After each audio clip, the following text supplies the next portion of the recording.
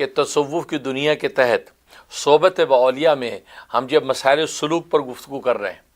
مسائل سلوک کا مطلب یہ ہے کہ حضرت حکیم الامت مجدد ملت مولانا اشرف علی تھانوی رحمہ اللہ تعالیٰ نے اپنی نابغہ روزگار تصریف بیان القرآن کے اندر مسائل سلوک کے عنوان سے ایک جو ہے وہاں پہ ایک سیگمنٹ ذکر کیا ہے۔ لہذا اس مسائل سلوک کے تحت آپ نے قرآن کریم کی آیات سے تصوف سلوک کے مسائل کو ثابت فرمایا ہے۔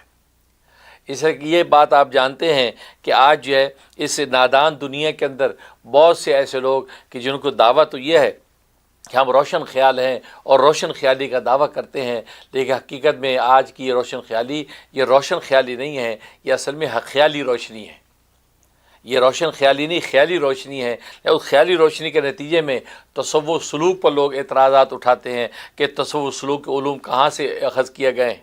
قرآن و حدیث میں اس کا جو استنباط کہاں ہے، قرآن حدیث میں اس کا جو ثبوت کہاں ہے۔ حضرت حکیم الامت تھانوی رحمۃ اللہ علیہ نے یہ کمال کیا ہے کہ بیان و قرآن کے اندر مسائل السلوک کا عنوان باندھ کے آپ نے جو قرآن کریم کی آیات سے یہ وہ تصوف سلوک کے مسائل کو ثابت فرمایا، اور پھر احادیث طیبہ کے ذریعے سے التکشف نام کی کتاب لکھی، اس میں احادیث طیبہ کے ذریعے سے مشائخ سلسلہ کے جو طور و اطوار ہیں ان پر گفتگو کی، اور یہ تصوف سلوک کے جتنے مسائل و جزیات ہیں ان کو احادیث طیبہ سے آپ نے مزین اور مدلل فرمایا۔ اس لیے جو ہے سلسلہ ہم نے یہ جاری کیا ہے یہ مسائل سلوک پر۔ تو آج ہم بات کریں گے سورہ بقرہ کی آیت نمبر 54 پر۔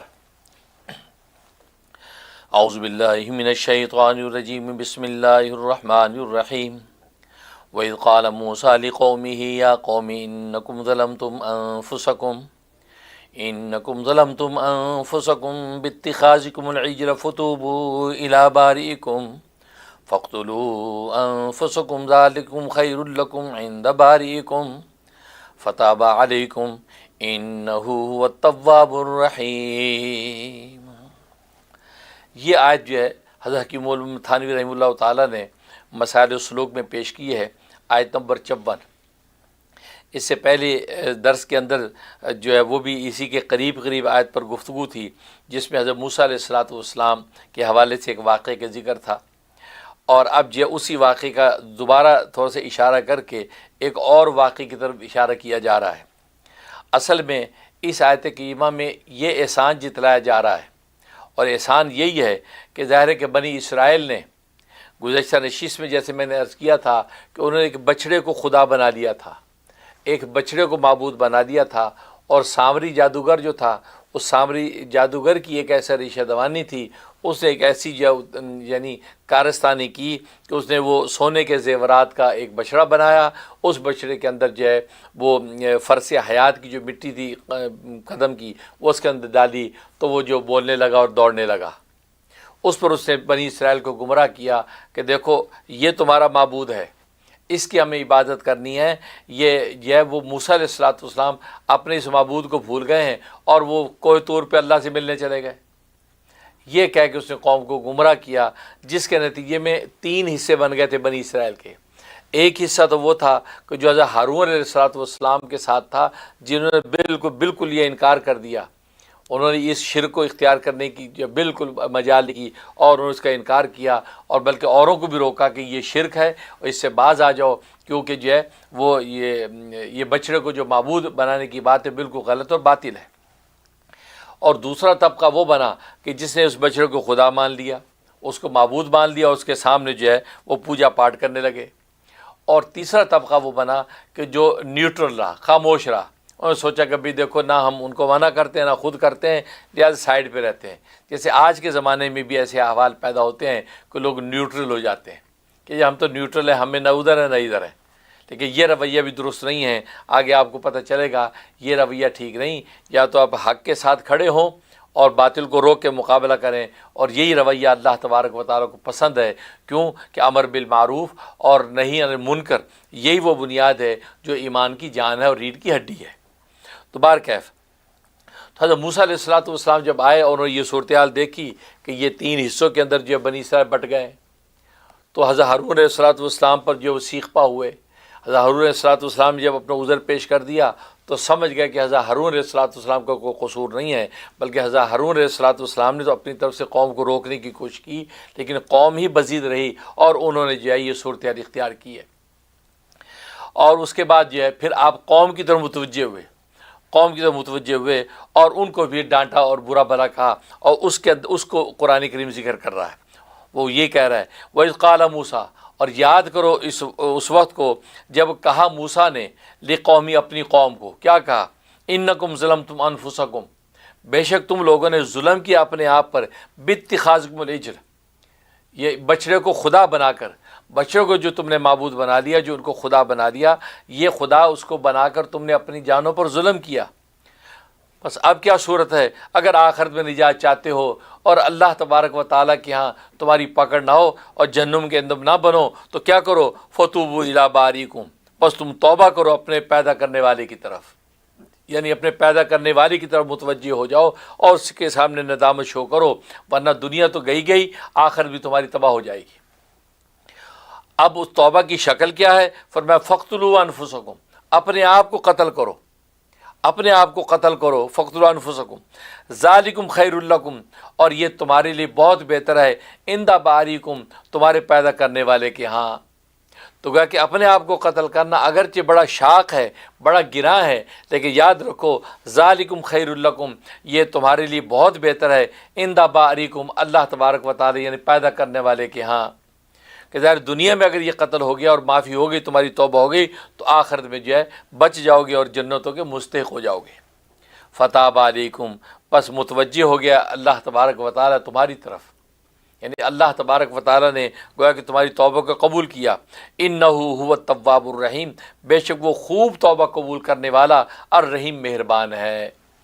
یہ وہ آیت ہے جس کے اندر یہ سارا مضمون ذکر کیا گیا۔ اب یہاں پہ جیسے میں نے عرض کیا تھا کہ حضرت موسیٰ علیہ السلام نے پہلے حضرت ہارون علیہ السلام کا کے سر کے اور داڑھی کے بال پکڑے اور جھنجھوڑا اور ڈانٹا، اس پر جو حضرت ہارون علیہ السلام نے اپنا عذر پیش کیا، تو پتہ چلا کہ ان کا کوئی قصور نہیں ہے، ہاں قصور قوم کا ہے۔ پھر آپ قوم کی طرف متوجہ ہو کہ آپ نے یہ خطاب فرمایا کہ تم لوگوں نے یہ ظلم کیا کہ اس کو اپنا معبود بنا لیا، ٹھیک، اور پھر آگے ساری تفصیل۔ اب ظاہر ہے کہ جب اللہ تبارک و تعالیٰ کی طرف آپ متوجہ ہوئے کہ ان لوگوں نے یہ حرکت کی ہے، اور وہ بھی شرمندہ ہوئے کہ جی اے موسیٰ، اب ہمیں کیا پتہ تھا، ہم یہ سمجھے تھے کہ یہ معبود ہے، اب آپ بتائیے اب ہم کیا کریں۔ تو اللہ تبارک و تعالیٰ کی طرف آپ متوجہ ہوئے تو اللہ تبارک و تعالیٰ نے فرمایا کہ یہ توبہ کریں، اور توبہ کی شکل یہ ہے کہ یہ اپنے آپ کو قتل کریں۔ اپنے آپ کو قتل کرنے کا طریقہ کیا ہے؟ وہ طریقہ یہ ہوگا کہ اب 3 گروہ بنے تھے۔ ایک وہ تھا کہ جو ہے وہ شرک کے اندر مبتلا ہو گیا تھا، ایک وہ جو شرک سے بالکل انکار کر گئے تھے بلکہ دوسروں کو بھی روکا تھا، اور ایک وہ جو نیوٹرل ہو کے ایک طرف ہو گئے تھے۔ تو اللہ تبارک و تعالیٰ نے فرمایا کہ اس میں وہ لوگ کہ جو شرک کے اندر مبتلا ہو گئے تھے، اور وہ لوگ جو نیوٹرل ہو گئے تھے، ایک سائڈ پہ ہو گئے تھے، خاموش ہو گئے تھے کہ نہیں ہم نہ ادھر ہیں نہ ادھر ہیں، ہم اس پھڈے میں نہیں پڑتے۔ تو اللہ تبارک و تعالیٰ حکم فرمایا کہ ان کو کہو کہ جو نیوٹرل تھے وہ قتل کریں ان کو کہ جو شرک کے اندر مبتلا ہو گئے تھے، اور اس قتل کی ترتیب یہ ہوگی کہ سب لوگ اپنے گھر سے باہر آ کر بیٹھ جائیں، نہتے بغیر کسی اسلحے کے، نہتے ایک بڑی سی چادر اپنے ارد گرد لپیٹ لیں اور گھٹنوں کے بل بیٹھ جائیں، اور گھٹنوں کے اوپر اپنا یوں سر رکھ دیں اور اس طریقے سے یہ بیٹھ جائیں۔ اور وہ لوگ کہ جو نیوٹرل ہو گئے تھے وہ لوگ اپنی تلواریں لے کے آئیں اور وہ ان کو قتل کریں۔ یہ ترتیب بنائی۔ اب وہ سب لوگ جو اپنے گھروں کے دروازوں کے سامنے جب بالکل ایسے لپٹ کے بیٹھ گئے اور سر انہوں نے باہر نکال لیے، اپنی گردنیں ننگی کر لیں تاکہ جو ہے تلوار سے قتل کیا جا سکے، بیٹھ گئے۔ اب جب وہ لوگ جو قتل کرنے کے لیے آئے انہوں نے تلواریں ننگی کی اور قتل کے لیے آگے بڑھے، تو دیکھا تو اسی میں ان کو کسی کا باپ ہے، کسی کا بیٹا ہے، کسی کا بھائی ہے، کسی کا عزیز قریب ہے، رشتہ دار ہے، دوست ہے، وہ لوگ ہیں۔ اب ظاہر ہے کہ اب یہ تلواروں سے انہی کو قتل کریں، کیسے ہو سکتا ہے؟ اب بیٹا باپ ہی کی گردن کاٹے کیسے ممکن تھا، یا باپ بیٹے کی گردن کاٹے کیسے ممکن تھا؟ اب جب انہوں نے یہ نظارہ دیکھا تو ان کے ہاتھوں سے تلواریں چھوٹ گئیں، تلواریں صدمے سے گر گئیں اور گھبرا گئے اور کہا کہ موسیٰ یہ تو ہم سے نہیں ہونے کا، اب یہ کیسے ہو سکتا ہے؟ ہم اپنے ہاتھ سے اپنے بیٹے کو ذبح کر دیں، اپنے ہاتھ سے اپنے باپ کو قتل کریں، کیا کریں؟ موسیٰ علیہ الصلوۃ والسلام فرمایا کہ دیکھو تم اللہ کے حکم پر جمے رہو، صبر و تحمل سے کام لو۔ اللہ تبارک و تعالیٰ جب متوجہ ہوئے حضرت موسیٰ، تو اللہ تبارک و تعالیٰ نے یہ کیا کہ ایک کالا بادل بھیج دیا، سیاہ بادل، ایسا سیاہ بادل بھیجا کہ بالکل اندھیرا چھا گیا، کوئی کسی کو نظر نہیں آ رہا تھا۔ لہٰذا حکم دے دیا کہ اب قتل کرنا شروع کرو۔ لہٰذا انہوں نے جب قتل کرنا شروع کیا تو نظر کوئی نہیں آ رہا تھا۔ صبح سے شام تک مسلسل قتل کرتے رہے، صبح سے شام تک قتل کرتے رہے، یہاں تک کہ شام جب پڑی ہے تو بچے عورتیں حضرت موسیٰ علیہ الصلوۃ والسلام سے گڑ گڑانے لگے، درخواست کرنے لگے کہ اے موسیٰ خدا کے لیے آپ اللہ سے معافی منگوا دیجیے، اللہ سے اب یہ وہ کی طرف رجوع کیجیے کہ بس کریں، بہت ہو چکا، کتنا خون ہو چکا ہوگا صبح شام تک۔ جب یہ صورتحال دیکھی حضرت موسیٰ علیہ الصلوۃ والسلام کا دل بھی جو ہے وہ بھر آیا۔ آپ فوراً اللہ تبارک و تعالیٰ متوجہ اپنا سر ننگا کر دیا اور سر ننگا کر کے گڑگڑائے، یا اللہ معاف کر دے، میری قوم نے جو کیا بس اب معاف کر دے۔ اسی وقت اللہ تبارک و تعالیٰ نے اس اندھیرے کو بالکل جو ہے وہ روشنی کے اندر بدل دیا اور بالکل سناٹا ہو گیا۔ جب لاشوں کو دیکھا تو 70,000 انسان قتل ہو چکے تھے۔ حضرت علی رضی اللہ تعالیٰ کی روایت ہے کہ 70,000 انسان جو قتل ہو چکے تھے بنی اسرائیل کے، کہ ان کے خون سے لت پت ہوا پڑا تھا سب کچھ۔ تو کہا کہ 70,000 بنی اسرائیل کا قتل ہوا۔ اب اللہ تبارک و تعالی نے بنی اسرائیل کی اس توبہ کو قبول کیا۔ تو ظاہر ہے کہ جو قتل ہوئے ان کا تو وہ جرم تھا کہ انہوں نے یہ کھلا شرک کیا تھا، تو اللہ تبارک و تعالی نے ان کو جو ہے اس شرک سے جو ہے وہ کی معافی کی ترتیب یہ بنائی کہ ان کا قتل ہوا۔ اور جو لوگ نیوٹرل بن کے رہے ان کا گویا کہ یہ خاموش رہ جانا، یہ سکوت اختیار کرنا اللہ کو پسند نہیں آیا تھا۔ لہذا ان کو کہا کہ تم قتل کرو، اپنے ہاتھوں سے اپنے بھائیوں کو، اپنے بیٹوں کو، اپنے باپ کو قتل کرو، تاکہ تمہارا وہ جو نیوٹرل لینے کا گناہ تھا وہ گناہ تمہارا یوں معاف ہو جائے گا۔ اس سے ایک بات سمجھ میں آئی کہ آج جو لوگ کہتے تھے ہم تو نیوٹرل ہیں، ہم تو نہیں ادھر نہیں ہے نہ ادھر ہے، نہیں، حق کا ساتھ دینا اور باطل کو روکنا، امر بالمعروف اور نہی عن منکر کرنا جو ہے یہ ایمان کی حقیقت ہے۔ اگر آپ نیوٹرل بن کے سائڈ پہ ہو جاتے ہیں تو بظاہر ہے کہ اللہ تبارک و تعالیٰ کو یہ رویہ پسند نہیں ہے۔ اللہ کو یہ پسند ہے کہ آپ حق کے ساتھ کھڑے ہوں اور باطل کو روکنے کے لیے حتی الامکان کوشش کریں، بھلے ہاتھ سے روک سکتے تو ہاتھ سے روکیں، زبان سے روک سکتے زبان سے روکیں، دل میں برا جان سکتے برے دل میں برا جانیں۔ اور یہی نبی کریم صلی اللہ علیہ وسلم کا حکم ہے کہ ان را منکرن، اگر تم کی برائی کو دیکھو تو فلیغیر بیدی، اپنے ہاتھ سے اس کو بدل دو، اور اگر تمہیں ہاتھ سے بدلنے کی استطاعت نہیں ہے تو فرمایا کہ فبلسانہ، تو زبان سے اس کو برا کہو، اور اگر زبان سے بھی کہنے کی طاقت نہیں ہے تو فبقلبہ، تو فرمایا کہ اپنے دل میں کم سے کم اس کو برا جان لو۔ ذالک هو اضعف الایمان، فرمایا کہ یہ سب سے کمزور درجہ ایمان کا ہے۔ تو معلوم ہوا کہ یہ رویہ درست نہیں ہے، بلکہ آپ کسی حق کے ساتھ جو آپ کو کھڑا ہونا ضروری ہے۔ تو 70,000 آدمی صبح سے شام تک جب بنی اسرائیل کے قتل ہوئے، ایک خون خرابہ جب ہو گیا، اب اللہ تبارک و تعالیٰ کا غصہ اور غضب ٹھنڈا ہوا اور اللہ تبارک و تعالیٰ نے معاف کیا۔ اس کو ذکر کیا جا رہا ہے کہ ظاہر ہے کہ حضرت موسیٰ علیہ الصلوۃ والسلام نے بنی اسرائیل کو یہ حقیقت بتا دی کہ تم لوگوں نے یہ بچڑے کو جو خدا بنا دیا، یہ بہت بڑا ظلم کیا۔ اور ظاہر ہے کہ شرک سے بڑا ظلم کیا ہے؟ الشرک ظلم عظیم، شرک سب سے بڑا ظلم ہے۔ تو انہوں نے یہ عقیدہ رکھ کے کہ یہ ہمارا معبود ہے، لہذا معبود سمجھ کے اس کی پوجا پاٹ شروع کر دی۔ تو اسی کو قرآن کریم میں ذکر کیا، اور فتوبوا الی باریکم کہہ کے گویا کہ توبہ کو حکم دیا گیا۔ اب ظاہر ہے کہ یہ اپنے آپ کو قتل کرنا فرمایا کہ فقتلوا انفسکم، اپنے آپ کو قتل کرو، جبکہ یہاں تو انہوں نے دوسرے اپنے رشتہ داروں کو قتل کیا، بہن کو، بھائی کو، ان لوگوں کو قتل کیا جنہوں نے شرک کیا تھا۔ یا انفسکم کیوں کہا؟ اس کے دو مطلب ہیں۔ ایک قول مفسرین کا یہ ہے کہ اصل میں جنہوں نے یہ شرک کیا تھا اور وہ اس یعنی گوشالہ کو یعنی بچڑے کو معبود بنایا تھا اور اس کی پوجا پاٹ شروع کی تھی، انہی کے بارے میں اصل میں یہ حکم آیا تھا کہ ان کو اپنی تلواروں سے اپنے آپ کو قتل کریں۔ لہٰذا انہوں نے اپنے آپ کو قتل کیا، اپنے گلے خود کاٹے اپنے خنجروں سے، یہاں تک کہ اللہ تبارک و تعالیٰ نے ان کی توبہ کو قبول کیا۔ کیونکہ اس زمانے میں توبہ کی قبولیت کی شکل یہی ہوتی تھی کہ انسان قتل کرے اپنے آپ کو، تو قتل سے توبہ قبول ہوتی تھی۔ لہذا قتل انہوں نے اپنے آپ کو کیا۔ تو فقتلوا انفسکم سے مطلب بالکل صریح اور واضح ہے کہ انہوں نے اپنے آپ کو قتل کیا ہے، لہذا یہی حکم ہوا کہ فقتلوا انفسکم، اپنے آپ کو قتل کرو۔ اور دوسرا قول یہ ہے کہ فقتلوا انفسکم کا مطلب یہ ہے کہ ظاہر ہے کہ باپ جب اپنے بیٹے کو قتل کرتا ہے بیٹا اپنے باپ کو قتل کرتا ہے، بھائی بھائی کو قتل کرتا ہے تو حقیقت اپنے آپ ہی کو قتل کرتا ہے، کیونکہ اسی کا خون ہے، اسی کی نسل ہے۔ اس لیے انفسکم فرمایا کہ اپنے آپ کو قتل کرو۔ مطلب اگر بیٹے نے جو ہے شرک کیا تو باپ اگر موحد ہے تو باپ بیٹے کو قتل کرے، بھائی نے شرک کیا تو دوسرا بھائی اس کو قتل کرے۔ تو وہ انفسکم، کیونکہ ظاہر ہے سر یہ رشتے ناطے کی وجہ سے ایک ہی خون ہے، اس وجہ سے فرمایا انفسکم، اپنے آپ کو قتل کرو۔ لہٰذا اس قتل کے نتیجے میں اللہ تبارک و تعالیٰ نے ان کی توبہ کو قبول کیا۔ اب یہاں سوال پیدا ہوتا ہے کہ یہ قتل جو یہ نفس توبہ تھی یا توبہ کی تکمیل تھی؟ چنانچہ امام راضی رحمۃ اللہ علیہ فرماتے ہیں اصل میں یہ توبہ کی تکمیل ہے۔ جیسے ہمارے شریعت میں فرمایا کہ جیسے قاتل عمد جان بوجھ کر کسی نے کسی کو قتل اگر کیا تو قتل اس نے کیا تو اس کی نفس توبہ کر لینا کافی نہیں، اب اللہ کے ہاں شرمندہ ہوا، توبہ کر رہا ہے کہ میں قتل کر بیٹھا ہوں، لیکن اب اس کی تکمیل اس طرح ہوگی کہ اپنے آپ کو اس مقتول کے ورثہ کے حوالے کر دے کہ جی میں آپ کے حوالے، میں نے اللہ سے تو توبہ کر لی ہے لیکن اب میں آپ حضرات کے حوالے ہوں، آپ چاہے مجھے معاف کر دیں چاہے مجھے قتل کریں۔ اب ظاہر کو دیت لے کے یا اس کو معاف کر دیں یا بلا دیت کے معاف کر دیں، اور چاہے تو اس کو قتل کریں۔ فرمایا کہ اب دیکھو وہ جو توبہ جو ندامت ہوئی تھی اس کی تکمیل اب اس طریقے سے ہوئی کہ اپنے آپ کو ورثہ کے حوالے کرے۔ تو بالکل اسی طریقے سے یہاں جو فرمایا کہ فقتلوا انفسکم، اپنے آپ کو قتل کرو، تو اصل میں یہ قتل جو ہے یہ نفس توبہ نہیں تھی بلکہ توبہ کی تکمیل تھی۔ توبہ تو پہلے کر چکے ہیں، نادم ہو چکے ہیں۔ حضرت موسیٰ علیہ السلام کی ڈانٹ ڈپٹ پر ان کو حقیقت سمجھ میں آ گئی کہ اوہ توحید کا راستہ یہ نہیں تھا، یہ تو شرک کا راستہ تھا۔ شرمندہ ہوئے اور کہا کہ اے موسیٰ آپ بتائیے ہم کیا کریں، آپ اللہ سے پوچھیے ہمارے لیے کیا حکم ہے، ہم اس کے لیے حاضر ہیں۔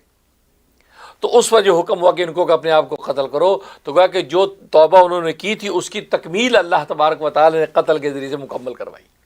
تو یہ فقتلوا انفسکم یہ اصل میں توبہ کی تکمیل تھی کہ ان کی توبہ مکمل ہو گئی۔ روایات میں آتا ہے کہ جب موسیٰ علیہ السلام نے جو قتل ہوئے لوگ دیکھ کے 70,000 انسان قتل ہوئے پڑے ایک جمع غفیر، حضرت موسیٰ علیہ السلام غم سے نڈھال ہو گئے، ان کو بڑا صدمہ اور غم کہ اللہ میری اس قوم اور امت میں اتنی انسانیت قتل ہو گئی ہے، صدمے میں تھے۔ تو اللہ تبارک و تعالیٰ فرمایا موسیٰ کیا تو اس بات پر راضی نہیں کہ میں قاتل مقتول دونوں کی جنت میں داخل کروں گا؟ قاتل مقتول دونوں کی جنت میں داخل کروں گا، اس لیے کہ جو مقتول ہوئے فرمایا کہ ان کو شہادت کا مقام عطا کروں گا کہ وہ شہید کا مقام پا کر جنت میں داخل ہوں گے، اور جنہوں نے قتل کیا ہے فرمایا قتل کی وجہ سے ان کے اس گناہ کو معاف کروں گا۔ تو کیا تو اس پہ راضی نہیں ہے؟ جب یہ بشارت سنی کہ اللہ نے قاتل مقتول دونوں کی بخشی فرما دی ہے تو اس پر جو حضرت موسیٰ علیہ السلام کو اطمینان و تسلی ہوئی اور آپ شکر بجا لائے۔ ورنہ ظاہر ہے کہ ایک پیغمبر کو اپنی امت پر جو صدمہ ہوتا ہے وہ ظاہر اپنے سگے باپ سے بھی زیادہ جو وہ شفیق اور رحیم ہوتا ہے یہ پیغمبر اپنی امت پر۔ اسی کو فرمایا فقتلوا انفسکم ذالکم خیر لکم، ظاہر ہے کہ اپنے آپ کو قتل کرنا معمولی کام نہیں تھا، بہت شاق اور مشکل تھا، لیکن بشارت دے دی ذالکم خیر لکم، یہ تمہارے لیے بہتر ہے، عند بارئکم، تمہارے پیدا کرنے والے کے ہاں، کیونکہ یہاں دنیا میں اگر قتل ہو گئے تو کوئی بات نہیں، یہ شرک کا اتنا بڑا گناہ تمہارا معاف ہو گیا، یہ ارتداد جو اتنا بڑا تم لوگوں نے کیا یہ معاف ہو گیا۔ اور تم لوگوں پھر عقل سے کام لینا چاہیے تھا کہ موسیٰ علیہ السلام جب کوئی طور پہ گئے اپنے اللہ سے باتیں کرنے اور دستور حیات لینے تو تم یہ سوچتے کہ اس کو ہم کیوں معبود بنائیں، جبکہ موسیٰ علیہ السلام تمہیں اپنی زندگی میں فرعون کو معبود بنانے سے منع کرتے تھے کہ فرعون کی پوجا پاٹ نہ کرو، فرعون کے سامنے تم سجدہ نہ کیا کرو، تو وہ تو فرعون سے جب وہ کی عبادت کرنے سے تمہیں منع کرتے تھے، تو فرعون تو پھر بھی نفع نقصان کا کچھ نہ کسی حد تک مالک تھا،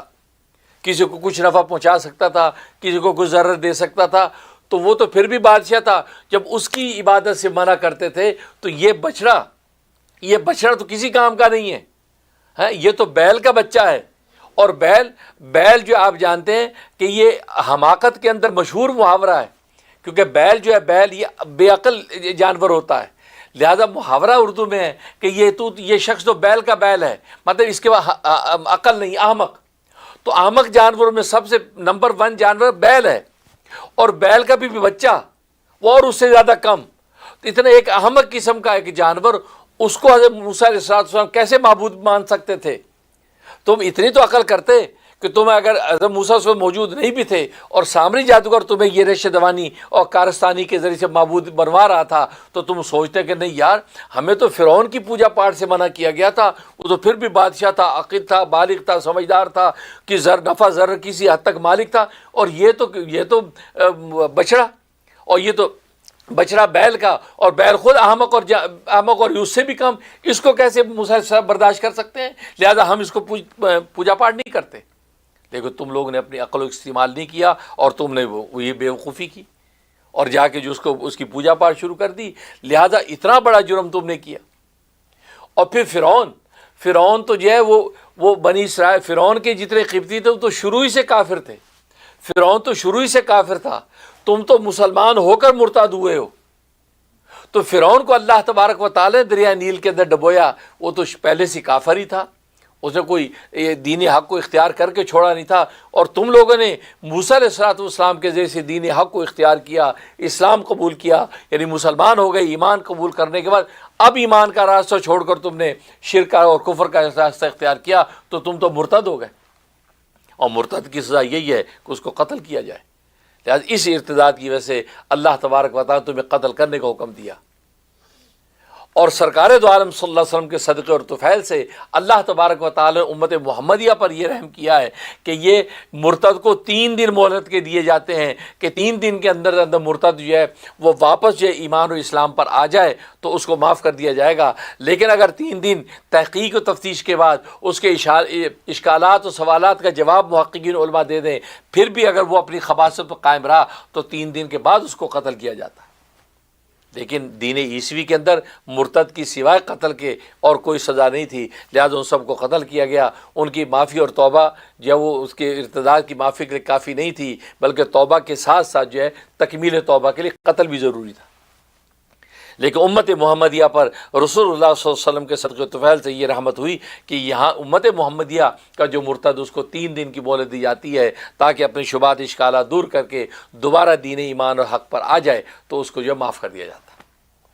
اس لیے فرمایا کہ ذالکم خیر لکم عند بارئکم، فرمایا کہ یہ قتل ہو جانا یہ خیر اور بہتر ہے تمہارے لیے، تمہارے اپنے رب کے ہاں، تمہارے پیدا کرنے والے کے ہاں یہ زیادہ بہتر ہے۔ فتاب علیکم۔ اچھا، اب یہاں پر سامری جادوگر نے جو بچڑا بنایا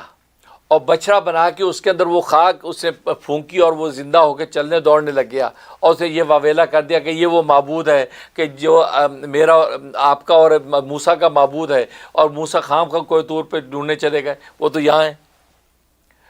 اصل میں وہ سامری اور اسی طریقے سے اس زمانے کے وہ لوگ یہ عقیدہ حلول کے قائل تھے، ان کو حلولیہ کہتے ہیں۔ حلولیہ کا مطلب یہ ہے کہ اللہ تبارک و تعالیٰ اپنی ذات و صفات کے ساتھ اس یہ سراپے کے اندر حلول کر جاتے ہیں۔ جیسے آپ چینی کو ڈالیں پانی کے اندر، وہ پانی کے اندر حل ہو جاتی ہے، اس کو حل سے حلول ہے، پوری پانی میں حل ہو گئی، پانی میٹھا ہو گیا۔ تو وہ یہ کہتے ہیں کہ اللہ تبارک و تعالیٰ بھی اپنی ذات و صفات کے ساتھ وہ کسی بھی مخلوق کے اندر حلول کر سکتے ہیں۔ اور آج کے زمانے میں یہ عقیدہ ہندوؤں کا ہے۔ ہندو جو ہے جگہ جگہ مورتیاں بناتے ہیں اور وہ حلول کے قائل ہیں کہ اللہ تبارک و تعالیٰ جو معبود ہے ہمارا وہ اصل میں اس مورتی میں حلول کر گیا ہے۔ اس مورتی کے اندر ساری الوہیت کی ساری وہ صفات اور طاقتیں آ گئی ہیں، اس مورتی سے مانگ لو۔ مورتی سے مانگنے کا مطلب ہے اصل میں آپ اللہ ہی سے مانگ رہے ہیں، خدا سے مانگ رہے ہیں، کیونکہ اللہ اس میں حلول کیے ہوئے۔ اب یہ جو بات کہے گا، جو میں سنائے گا، گویا کہ وہ اللہ تبارک و تعالیٰ کی جو صفات حلول ہے وہی بول رہی ہیں۔ تو حلولیہ کے قائل تھے، تو عقیدہ حلولیہ جو ہے، حلولیہ کے لوگ وہ اس حلول کے قائل تھے۔ حضرت مولانا تھانوی رحمۃ اللہ علیہ نے اس آیت سے یہ استدلال کیا کہ اس آیت سے ہی پتہ چلا کہ عقیدہ حلول غلط ہے، عقیدہ حلول غلط ہے۔ اللہ تبارک و تعالیٰ کا کسی مخلوق کے اندر حلول کرنا محال ہے، ناممکن ہے، اس کی کوئی جو وہ صورت نہیں ہے۔ اور اس آیت سے استدلال کیا کہ یہاں دیکھو ان بنی اسرائیل نے یہ عقیدہ رکھا کہ اللہ تبارک و تعالیٰ اس بچڑے کے اندر حلول کر گئے۔ اگر یہ عقیدہ درست ہوتا حلول ہونے کا، تو اور وہ غلط جگہ حلول مان رہے ہیں تو کم از کم ان کو یہ کہا جاتا کہ اچھا یہ اپنا اس عقیدہ رکھنے میں تو معذور ہیں کہ اللہ کے کسی نہ کسی مخلوق میں حلول ہونے کو تو قائل ہیں، لیکن بچڑے میں حلولیت مانی یہ غلط کیا، یہ جگہ غلط ہے۔ ہاں حلول کسی دوسری مخلوق میں ہو سکتا تھا، تو گویا کہ ان کو اس عقیدے میں معذور سمجھتے اور یہ کہتے کہ تم نے غلطی سے اس کے اندر حلولیت مان لی، حالانکہ بچڑے میں حلولیت نہیں ہو سکتی تھی، فلاں جگہ ہو سکتی تھی مثلا، تو اس کو معذور سمجھا جاتا۔ جب معذور سمجھا جاتا تو اتنی بڑی سزا ان کو نہ دی جاتی کہ ان کو مرتد سمجھ کے قتل کیا جاتا، لیکن جب مرتد سمجھ کے قتل کیا گیا تو معلوم ہے کہ یہ بہت ہی خطرناک اور بہت سنگین جرم تھا کہ انہوں نے یہ حلول کا عقیدہ جو ہے وہ اس کو مانا اور حلولیہ کا تصور قائم کیا۔ اس لیے جو اللہ تبارک و تعالیٰ نے جو ہے یہ سختی فرمائی۔ تو حضرت تھانوی رحمۃ اللہ نے یہی یہاں پر جو استدلال کیا ہے کہ حلول جو ہے کا جو عقیدہ رکھنا یہ جو ہے بالکل محال اور ناجائز ہے۔ لہٰذا وہ لوگ، وہ نادان لوگ جو یہ صوفیہ کے بارے میں اور اولیاء کاملین کے بارے میں یہ تہمت لگاتے ہیں کہ اصل میں تصوف کے اندر یہ تصور کیا جاتا ہے کہ اللہ کا جو ولی ہے اس ولی میں اللہ تبارک و تعالیٰ کی صفات حلول کر گئی ہیں، یہ اپنے ولیوں کو خدا سمجھتے ہیں، اپنے ولیوں کو سمجھتے ہیں کہ یہ خدائی سارے اختیارات ان کو مل گئے ہیں، تو یہ تہمت جو لگاتے ہیں یہ جھوٹی تہمت ہے۔ حالانکہ ایسا تصور صوفیہ کے یہاں نہیں ہے، وہ حلول کے قائل نہیں ہیں کہ جو کسی ولی کے اندر اللہ تبارک و تعالیٰ کی ذات و صفات حلول کر گئی ہوں، بلکہ وہ تو اس بات کے قائل ہیں کہ ولی جو اللہ تبارک و تعالیٰ کا مقرر پر پسندیدہ بندہ ہے، وہ جب اللہ سے مانگتا ہے اللہ اس کی محبوبیت کی وجہ سے اس کی دعا کو قبول کر لیتے ہیں، اس کی چاہت کو پورا کر دیتے ہیں، لیکن اس کا یہ مطلب نہیں ہے کہ اللہ تبارک و تعالیٰ اس کے اندر حلول کر جاتے ہیں۔ اور اس آیت سے صاف ظاہر ہو رہا ہے کہ وہ جو حلول جائز نہیں تھا، جیسے کہ وہ سختی کی گئی کہ بچڑے کے اندر حلول نہیں، تو صوفیہ خود بھی اسی بات کے قائل ہیں کہ کسی بھی شخصیت کے اندر حلول نہیں ہو سکتا۔ ایون یہ کہنا کہ یہ تصور رکھتے ہیں کہ اولیاء اللہ کے اندر اللہ حلول کرتے ہیں، یہ ایسا تصور اور تہمت بالکل غلط ہے۔ صوفیہ اس کے قائل نہیں، اگر قائل ہوتے تو اس آیت سے استدلال کرتے، پھر اس آیت کو عدم حلول پر کیوں ثابت فرماتے؟ اسے یہ تہمت ہے۔ اور اسی طریقے سے بعض جو ہے وہ فرقے جو تھے وہ حلولیہ کے فرقے تھے، وہ حلول کے قائل تھے اور اسی طریقے سے وہ جو وہ گمراہ کیا کرتے تھے۔ آگے فتاب علیکم، پھر اللہ تبارک و تعالیٰ تمہارے تو متوجہ ہوا، مطلب اللہ تبارک و تعالیٰ اتنے بڑے سنگین جرم کو معاف کر دیا۔ اس سے اندازہ کریں کہ اللہ تبارک و تعالیٰ کتنا مہربان ہے۔ انہ هو التواب الرحیم، بے شک وہ خوب توبہ قبول کرنے والا تواب ہے۔ توبہ مانگنا آپ کا کام ہے، توبہ قبول کرنا اس کا کام ہے، اور صرف توبہ قبول ہی نہیں کر لیتا بلکہ رحیم بھی ہے، مہربان بھی ہے۔ مزید بھی اللہ تبارک و تعالیٰ مہربانی نازل کرتے ہیں، مزید انعام و اکرام نصیب فرماتے ہیں۔ لہذا وہی ہوا کہ ان لوگوں کے بارے میں اللہ نے یہ فرمایا، نہ صرف ان کی توبہ قبول کر لی ہے بلکہ ہم نے آخر میں ان کے جنت کے فیصلے کر دیے، اور قتل ہونے والے جو مقتولین کو شہادت کا مقام دے دیا ہے، اور قتل کرنے والے جو قاتلین تھے ان کے گناہوں کو معاف کر دیا ہے۔ تو معلوم یہ ہوا کہ اللہ تبارک و تعالیٰ واقعی تواب الرحیم ہے۔ یہ حقیقت جو ہے حضرت حکیم علوم تھانوی رحمۃ اللہ نے اس آیت سے ثابت فرمائی، اور یہی کہا کہ اللہ تبارک و تعالیٰ کا حلول جو ہے وہ کسی بھی چیز کے اندر محال ہے، اور بنی اسرائیل نے جو یہ بات کی ہے، حرکت کی ہے، اس پہ وعید نازل ہو جانا اور ان کو قتل کرنا اس بات کی علامت ہے کہ حلولیہ جو مسلک ہے، حلولیہ جو فرقہ، ان کا یہ تصور بالکل باطل اور ناجائز ہے۔ اللہ سے دعا ہے کہ اللہ تبارک و تعالیٰ عمل کرنے کی توفیق نصیب فرمائے، آمین یا رب العالمین۔